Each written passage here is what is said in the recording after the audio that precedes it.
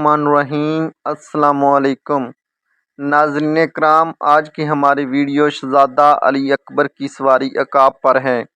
عقاب تیز رفتار اور اعلیٰ نسل کا گھوڑا تھا۔ عقاب نامی گھوڑا یہ رسول اللہ صلی اللہ علیہ وآلہ وسلم کی سواری کا گھوڑا تھا اور بہادر حضرت رسول اللہ صلی اللہ علیہ وآلہ وسلم کے یہ گھوڑا کسی کو اپنے اوپر سوار ہونے نہیں دیتا تھا۔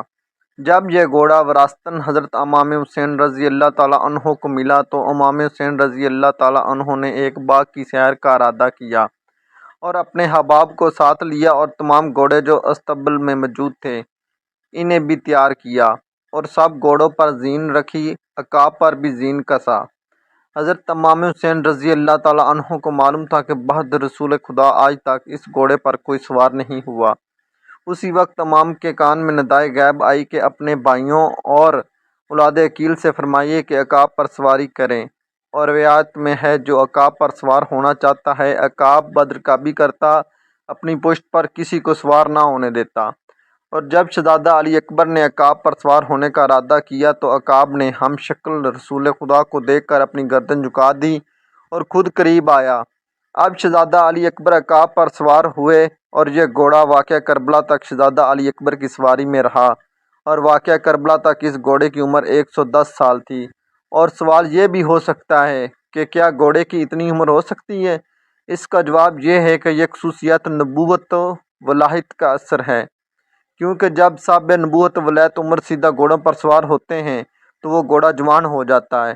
اور روایات بتاتی ہیں جب 10 محرم کو علی اکبر میدان جنگ کے لیے گئے تو آپ عقاب پر سوار ہو کر گئے، اور فوج یزید نے چاروں طرف سے علی اکبر کو گھیر لیا تو چاروں طرف سے کوئی نیزہ مارتا، کوئی تلوار سے وار کرتا اور کوئی تیر چلاتا۔ ایک ظالم نے شہزادہ علی اکبر کو سینے پر برچی کا وار کیا تو علی اکبر نے عقاب کے گلے میں بانہیں ڈال کر کہا، اے عقاب، اگر ہو سکتا ہے تو مجھے میرے بابا ملا دیں۔ اب روایت بتاتی ہیں فوجیوں کا ہجوم تھا، ظالم رستہ نہیں دے رہے تھے۔ عقاب گھوڑا کبھی دائیں دوڑتا کبھی بائیں دوڑتا اور اس طرح تیروں تلواروں نیزوں سے یہ گھوڑا بھی زخمی ہو گیا۔ میرا سلام ہو اس با وفا سواری عقاب پر۔ ناظرین، عقاب کا شجرہ نسب کچھ یوں ہے۔